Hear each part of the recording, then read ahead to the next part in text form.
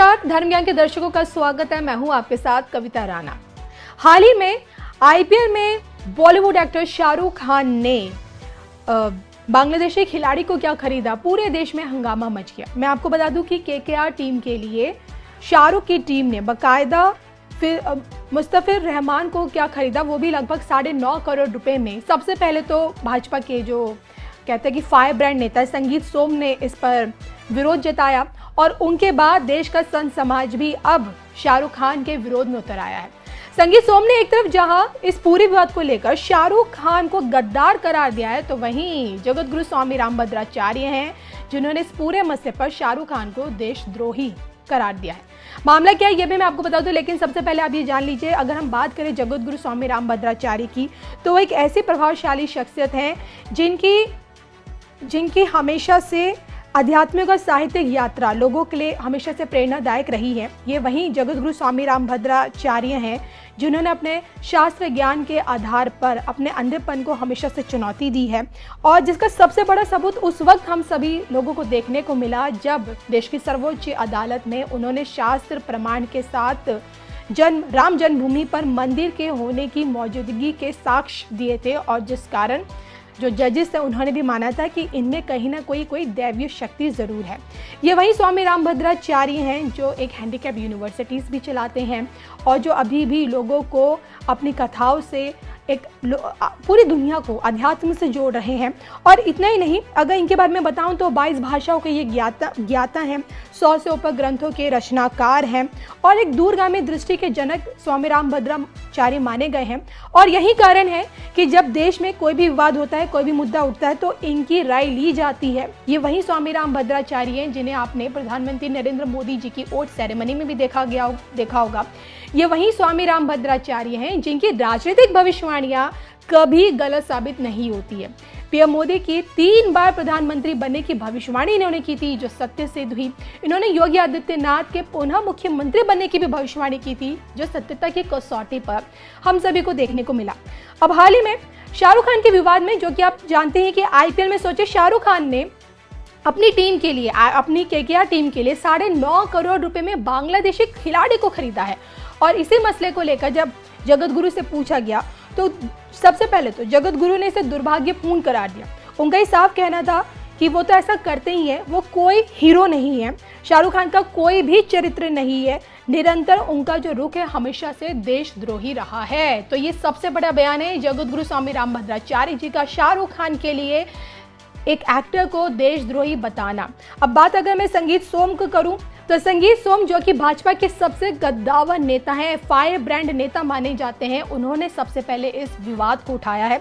संगीत सोम का ये साफ कहना है कि आज उनका बयान आया कि आज बांग्लादेश में हिंदुओं का कत्लेआम किया जा रहा है, हिंदुओं को चुन चुनकर घर में घुसकर मारा जा रहा है, बहन बेटियों का बलात्कार किया जा रहा है, देश के प्रधानमंत्री को गाली दी जा रही है, लेकिन अपने ही देश में बैठे हुए कुछ लोग ऐसे हैं जो बांग्लादेश के क्रिकेटर्स को खरीदने का काम कर रहे हैं। यानी कि उनका ये जो निशाना था साफ साफ शाहरुख खान की तरफ था। संगीत सोम का ये भी कहना है शाहरुख खान के लिए कि वो रहमान जैसे क्रिकेटर्स, बांग्लादेशी क्रिकेटर्स को 9.5 करोड़ रुपए में खरीद रहे हैं।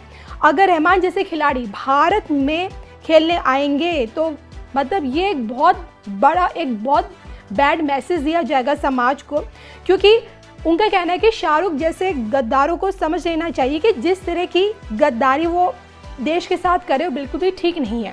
या उन्होंने ये भी कहा कि जो पैसा उनके पास है वो उन्हें देश से मिला है, देश के लोगों से ही मिला है, और उसी पैसों से ये गद्दार बांग्लादेशी क्रिकेटर्स को खरीद रहे हैं। और वो उनका ये भी बहुत बड़ा आरोप है शाहरुख खान पे कि कभी तो शाहरुख खान पाकिस्तान को फंड देने की, चंदा देने की एक तरह से वकालत करते हैं, तो कभी वो रहमान जैसे बांग्लादेशी खिलाड़ी को खरीदने की कोशिश करते हैं। अब इस पूरे मामले में सोचिए, कथावाचक देवकी नंदन का भी बड़ा बयान सामने आ गया। देवकी नंदन ने इस पर एक आक्रोशित टिप्पणी की है, बाकायदा चेतावनी दी है, और वो भी शाहरुख खान को, बॉलीवुड स्टार को, यानी कि किंग खान को। देवकी नंदन का ये साफ कहना है कि अगर तुम्हें हिंदुओं से प्रेम है, अगर तुम्हें भारत से प्रेम है, अगर हिंदुओं के मरने का दुख तुमको भी है, 6 बरस की बच्ची को जलाए जाने का दुख तुमको भी है, तो मिस्टर केकेआर उस बांग्लादेश के खिलाड़ी को अपनी टीम से निकालकर बाहर करो। अगर बांग्लादेशी खिलाड़ी को बाहर नहीं किया जाता तो हिंदू कोलकाता नाइट राइडर्स को बॉयकॉट करेंगे बाकायदा उन्होंने यहाँ साफ साफ चेतावनी दे दी है देवकीनंदन ने कि अगर शाहरुख खान ने समय रहते अपनी टीम से बांग्लादेशी क्रिकेटर को नहीं हटाया तो देश का संत समाज, पूरा भारत उनकी केकेआर टीम को बॉयकॉट करेगा। तो ये पूरा विवाद था कि किस तरह से नए साल की इस नई शुरुआत में शाहरुख खान ने जैसे ही बांग्लादेशी क्रिकेटर को खरीदा, ना सिर्फ देश का जो नेता है, जो मिनिस्टर्स हैं, बल्कि साथ साथ देश का संत समाज भी पूरी तरह से भड़क उठा है। और देखिए, सबसे बड़ा सवाल है कि जो ये नाराजगी है, क्या ये उचित है? क्योंकि बांग्लादेश, सोचिए, जिस बांग्लादेश की नींव भारत की मदद से रखी गई, उसी बांग्लादेश में जिस तरह से बीते कुछ सालों में हिंदुओं के साथ जिस तरह का व्यवहार किया गया है, जिस तरह से हिंदुओं के साथ जो कत्लेआम मचाई गई है और जिस तरह से हाल ही में एक हिंदू की एक दर्दनाक मौत दी गई है एक हिंदू को, उस पूरे कार्रवाई, उस पूरे सिनेरियो को देखते हुए अगर हमारे देश का कोई एक्टर अपनी टीम के लिए एक बांग्लादेशी क्रिकेटर को खरीदता है तो क्या ये उचित है? आप क्या सोचते हैं? क्या ये मैसेज सही है या नहीं? शाहरुख खान को लेकर आपकी क्या राय है? कमेंट करके बताइएगा जरूर। मेरे परिवारजनों, रामभद्राचार्य जी हमारे देश के ऐसे संत हैं जिनके अकेले ज्ञान पर दुनिया की कई यूनिवर्सिटीज स्टडी कर सकती है।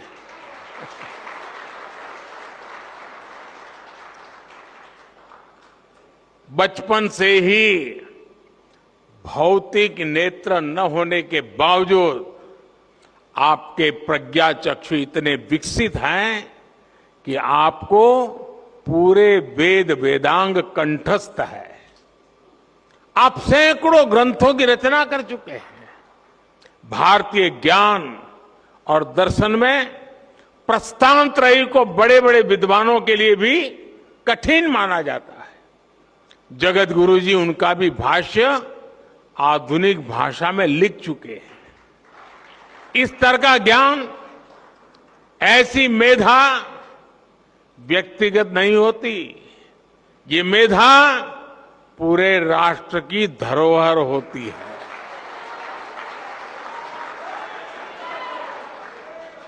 और इसलिए हमारी सरकार ने 2015 में स्वामी जी को पद्म विभूषण से सम्मानित किया था। साथियों, स्वामी जी जितना धर्म और अध्यात्म के क्षेत्र में सक्रिय रहते हैं, उतना ही समाज और राष्ट्र के लिए भी मुखर रहते हैं। मैंने जब स्वच्छ भारत अभियान के 9 रत्नों में आपको नामित किया था, तो वो जिम्मेदारी भी आपने उतनी ही निष्ठा से उठाई थी। मुझे खुशी है कि स्वामी जी ने देश के गौरव के लिए जो संकल्प किए थे वो अब पूरे हो रहे हैं। हमारा भारत अब स्वच्छ भी बन रहा है और स्वस्थ भी बन रहा है।